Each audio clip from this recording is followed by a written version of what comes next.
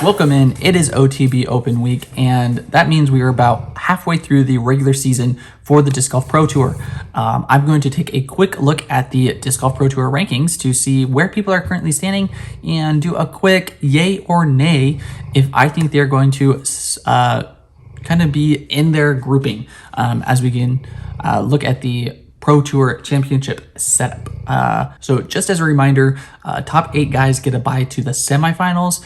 Guys 9 through 16 get a bye to the quarterfinals, and then 17 through 30 are in the tournament.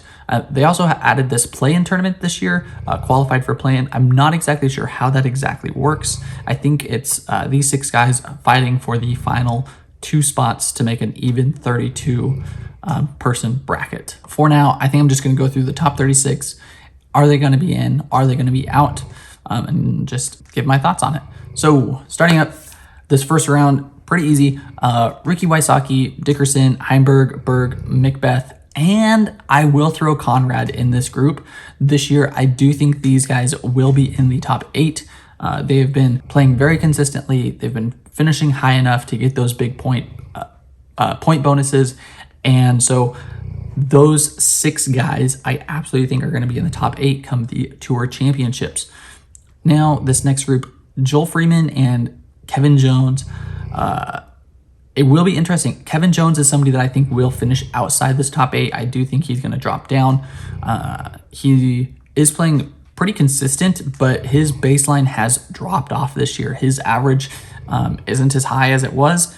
Like we see 20, 21, 24, 23, 22, 34. Those finishes will not keep you as a top 10 player, even if you are jumping up for a top 5 finish every once in a while. He has just played more events than a lot of these guys below him, and that is allowing him to bank some of those points. So I do see Kevin Jones falling out of this top 8. Joel Freeman, he has finished in the top 10 4 times, so 2 more times than Kevin Jones. His averages are much better. He did have this 41st place at Masters Cup, but I don't see that being a norm for Joel. He is a great thrower over the disc, and he actually performed better on the back half of last year than the first half. So he's somebody, he probably will finish in the 7 8 spot. We could see him drop to 9 or 10, but I think he's going to be right around here. Number 9, we have Nico La Castro. He finished 9th last year Disc Golf Pro Tour event points. I think he's going to finish right in this group. He's somebody that I see his consistency bumping him up into the top 8, but I think it's going to take a win. And I just don't know if Nico has that in his game right now. Of course, he's had a couple of top 4 finishes, so he's absolutely right there on the cusp, but I think it's going to take a win to get up into that top 8, and he hasn't won since Waco last year. So it's been over in a full season since he's got that last win. Moving down, we've got Emerson Keith, who's played every single event so far. He's had pretty good success. He has already had 1 Silver Series event fall off. I don't know if Emerson Keith is going to stay this hot. I think because he has played all of these events, he is outpacing some of these guys who have not made everything. Gibson, Orem, Thomas Gilbert have played, at least 3 less events, which is a lot of points that are missing. So I think Emerson Keith is one of those guys we will continually see falling throughout the season. Can he finish in the top 16? Yes. I think he finished 21st last year. So that's probably the range where I have him again this year. Next up, we've got Drew Gibson. Drew Gibson's somebody who is very selective with the events that he plays, so he probably won't have a whole bunch fall off at the end of the year. But he is good enough to jump up in the top 8. This is right around where I see him, though. Top 12 guy, for sure. Matty O is actually my pick to jump up into the top 8 with Kevin Jones falling out. Matty O is fantastic, and unfortunately, he did have the unfortunate appendix issue at the beginning of the year, or I think he would already be in the top 8. Last 4 events, second, fifth, 6th, 2nd. He is fantastic. It will be interesting to see. I know he's not registered for Portland. It will be interesting to see when his next event is after OTB. But actually, can we scroll over? We can't. So he is missing the next 3 events. Which are those? Yes. Portland, a Silver Series, and then Preserve. And then he picks back up at Idlewild. So Matty O will miss more events, but if he's finishing in the top 5, top 10, he's going to have no problem continuing to climb up this board. Luke Humphries started off strong, but he is going to continue to fall. He is somebody, actually, the first guy on this list that I think might actually miss the top 36. He had these 2 top 5 finishes, but 45th, 44th, 31st, 30th, 34th, if that's his average, he can absolutely fall outside of the top 36 guys this year. So it was a great story to start off, but he's another one of those guys. He's somebody that will continue to fall down this list. I can almost for sure say that. Thomas Gilbert has had a pretty solid year, had a pretty rough stretch at the Champions Cup, which is bringing down his points, but he's somebody that I can see climbing this list. If not climb, he is going to maintain. He is a very clean player, got that big arm, so he can do it on any type of course. And I mean, to have one event outside the top 17 is ridiculous. We see guys all the way up here. Gannon Burrs at 25, James Conrad 23, Joel Freeman 26, 34. So for him to not have any of those in the 20s is fantastic. He's somebody, or just one. He is somebody that I can absolutely see staying inside that top 15, definitely getting that first round bye. It will, I think, like I said, I think he's going to have to get a win if he really wants to bump up into the top 8, but I can see him finishing the top 16. Chris Clemens, he is probably going to fall out. He's a very consistent player, but his baseline is lower. I kind of consider him Conrad Jr., considering they both are very consistent. His baseline is just, we've got Conrad and we've got Clemens. So just doesn't quite finish as consistently high as Conrad, but consistent nonetheless, which will get him into the tournament every single year. Kyle Klein, another kind of, he's kind of been down, you could say, at the beginning of the year, but he hasn't had a finish outside the top 30. And that consistency, again, like I said, is going to get him into the tournament. He is going to need more of those big performances if he wants to climb and stay inside the top 16. Having just the 2 top 10 finishes is not going to do it. Mason Ford. Mason Ford is the only guy in the tournament right now that has no top 10 finishes. And that is pretty wild that he's actually this high on the board in doing so. Now, if that continues, he's going to fall. But Mason Ford is a very clean player. He's going to finish right around here. This 70th place at Belton will almost certainly fall off. But if he can stay in this 22nd to 14th, 13th range for the entirety of the season, he will finish in between 22nd and 17th on this list. Next up, Ezra. He is a road warrior. He plays in a lot of events, which is going to allow his inconsistency to fall off the board at the end of the year. This 70th, this 83rd, I think won't count against him at the end of the year, which is going to keep him in the tournament. So I don't think he's going to be somebody that's going to be able to push up into the top 16, but I think he's going to be somebody that needs to get up into the top 16 if he wants to perform at the Tour Championships. Just course does not fit his game. So having that first round bye would be a huge benefit for him, much more so than some of the other guys on this list, as we see Ellis, White, Lazat, Coling. All of those guys are much better woods players than Ezra. Coming down, Corey Ellis. Great putter. But right now, his 4th place finish at Champions Cup is definitely helping. He's had the other top 10 finish, a top 15 finish, 2 of them actually. Wow, I did not realize he had the top 15 finish at Texas State. This is actually pretty impressive. I need to look and see what's happening, which is making him drop that far. Because if he could fix that, that would be huge. That's an interesting case study. We don't generally see this type of split. Generally we have like the full range, or people are more consistent, and so they all play within a range, he is either top 15 or outside the top 60, which is absurd. Definitely somebody I'm going to be looking at if he can, again, play more towards this 15th. If he can, okay, let me put it this way. I talked about baselines with Clemens to where he doesn't really fall outside the top 30. If Corey Ellis can, these bus games, if he can make them into the 40s and 50s instead of the 60s and 70s, that will keep him in the tournament. So, definitely something to watch out for. Aaron Gossage, he has played in every event so far, allowing one of his events already to fall off. And I mean, truthfully, with the 3 top 10 finishes, 2 of them being at Elite Series events, he's somebody that can absolutely stay here in the top 20. With those bad finishes falling off, he's going to have the opportunity to make the tournament this year, which he was not able to do last year, just missed it. So good for him. Excited to see him continue on this year. Moving on, we've got Casey White and Simon Lazat. Casey is somebody that I can see falling out of the event. He's played a lot of events so far. He's done decent. He did have the 50th, but outside of that, inside the top 30 the rest of his events.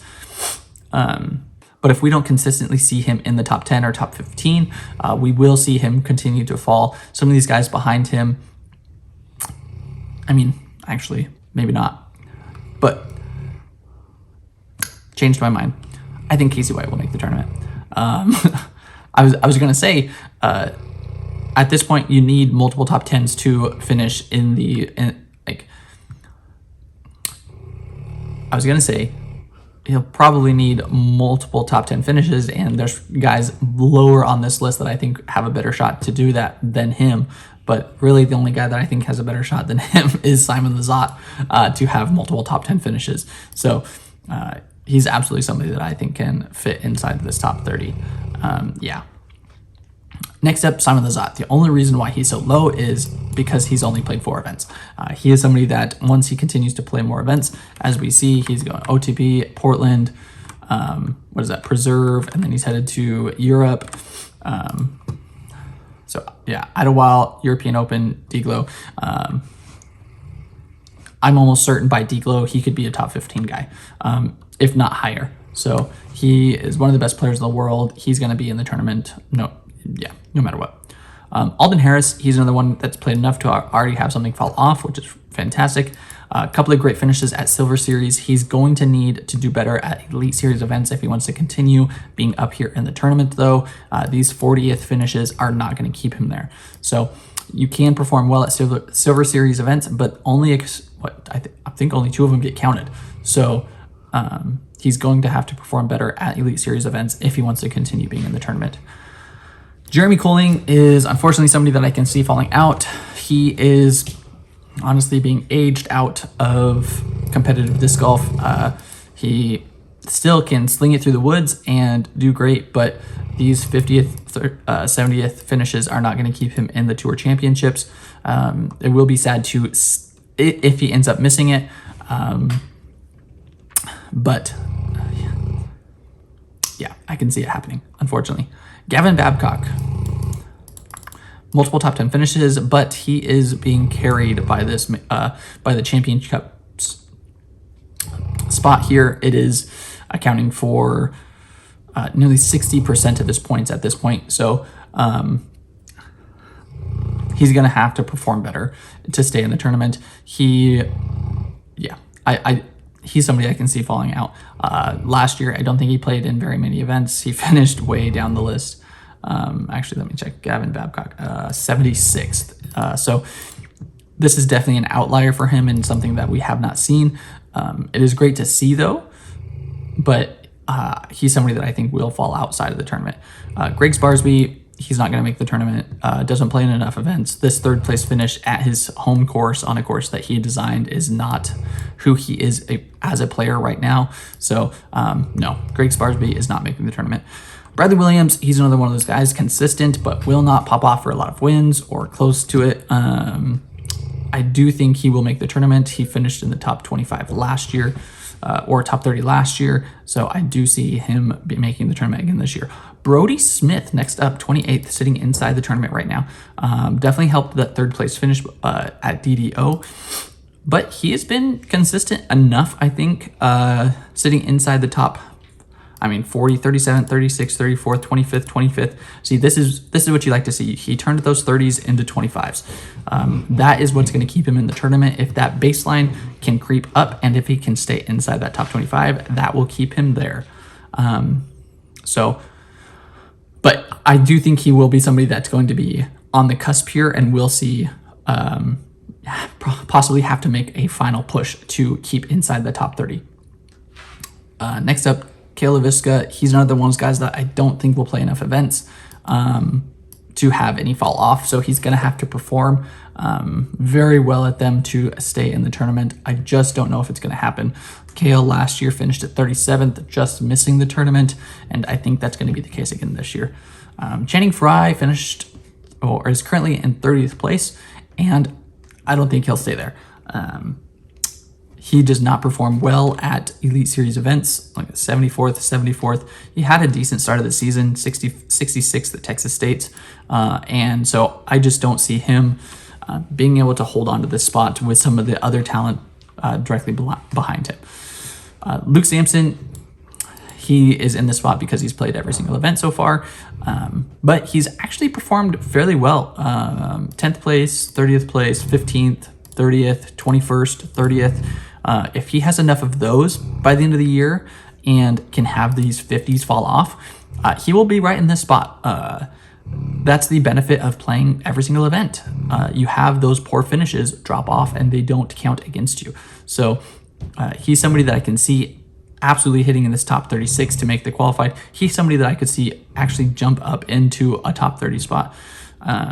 Real quick, I'm going to hit on some of the Europeans that came over.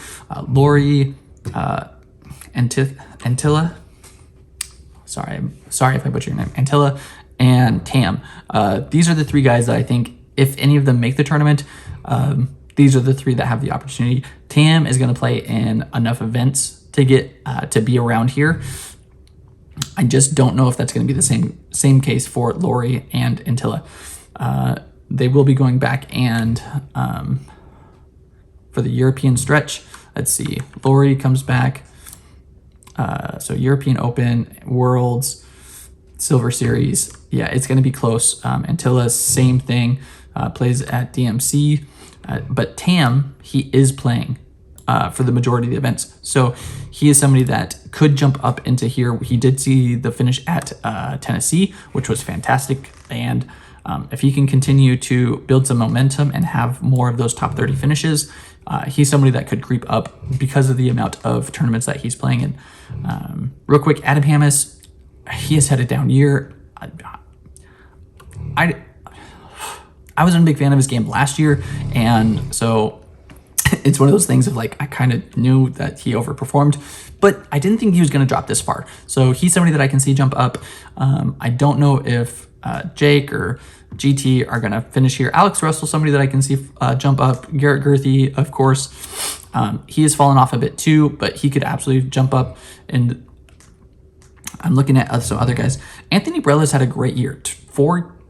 The issue is he's only had 4 events so far.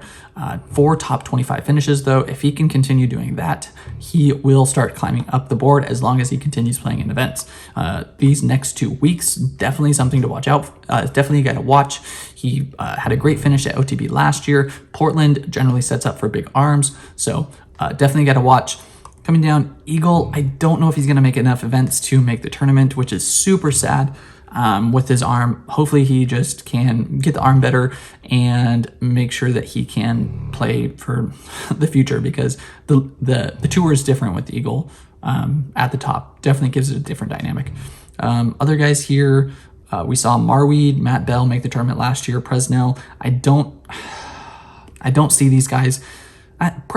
Marweed, somebody that can absolutely come up and make the tournament, I think. He is sitting back quite a bit right now. He doesn't have that top 10 finish to really boost those points, but Marweed, somebody that I think can go on a streak and make the tournament. looking at some of these other guys, I just don't know. Sexton's a good enough player. Again, don't know if he's going to play in enough events. Eric Oakley is interesting. But again, he had to miss those first 5 weeks. And so he's not going to have the opportunity to have some of those different events fall off his scorecard. So, and Nathan Queen sitting down at 65, Tour Championship winner last year. Yeah, I do not believe he's going to be making the tournament this year. I guess it's possible, but he's going to have to see a major shift in his game, or I mean, in his finishes for that to happen. But all right, there you have it. Rundown on where my thoughts on how these guys are sitting out right now. Half of the year is done. We've got another half a year to go. Will be definitely fun to watch some of these guys perform in the back half. Thank you. If you like more, if you love the Disc Golf Pro Tour like I do, go ahead, hit that subscribe button, follow along. I am going to be putting out more and more videos about anything and everything disc golf. So follow along. Thank you. And until next time, see you out on the course.